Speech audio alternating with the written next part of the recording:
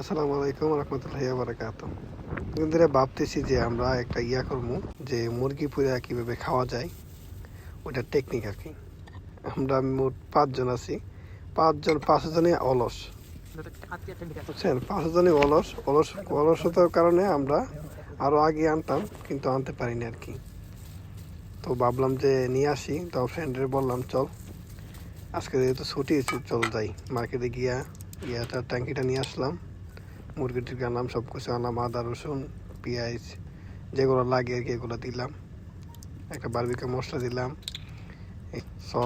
Sausages vinegar এগুলো দিয়ে mix করতেছি। তারপর কাবাবে একটা মশলা দিলাম, দিয়ে হাত দিয়ে মিক্স করলাম।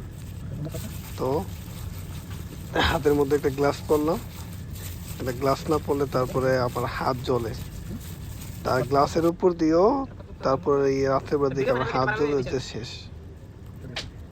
তো এখন দিলাম তেল, দিলাম সয়াবিন তেল দিলাম, আর সাথে একটু সরিষার তেল দিলাম। তো ফার্স্ট টাইম তো এত কিছু বুঝতেছি না কি করবো কি না, তো যেমনই হয়েছে আলহামদুলিল্লাহ। তারপরে এই মুরগিগুলো নিলাম, নিয়ে সেটা মিক্স করলাম, মিক্স করে 2 ঘন্টার জন্য 2 থেকে 4 ঘন্টার জন্য রেখে দিলাম। তো 4 ঘন্টা পর এই সব কিছু অ্যারেঞ্জ করে কয়লাগুলো করে আগে গ্যাসের মধ্যে 4-5 করলে গ্যাসের মধ্যে জ্বালায় এনে সেটা করলাম। যে কয়লার হিট, গ্যাসের আগুন হচ্ছে বিশাল হিট, এত হিট কয়লে। তো ভাবলাম যে একটু ভিডিও করি, তো সবার সাথে শেয়ার করি।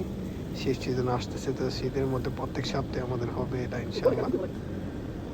আর একটু পর আমি করতেছি, একটা বুরুষ আনলাম, বললাম যে একটা প্রিন্টের কাজ করতে একটা বুরুষ নিয়ে।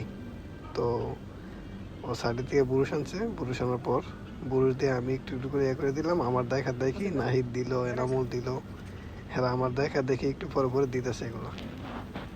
তো আশা করি সবাই ভালো থাকবেন, দোয়া করবেন আমাদের জন্য।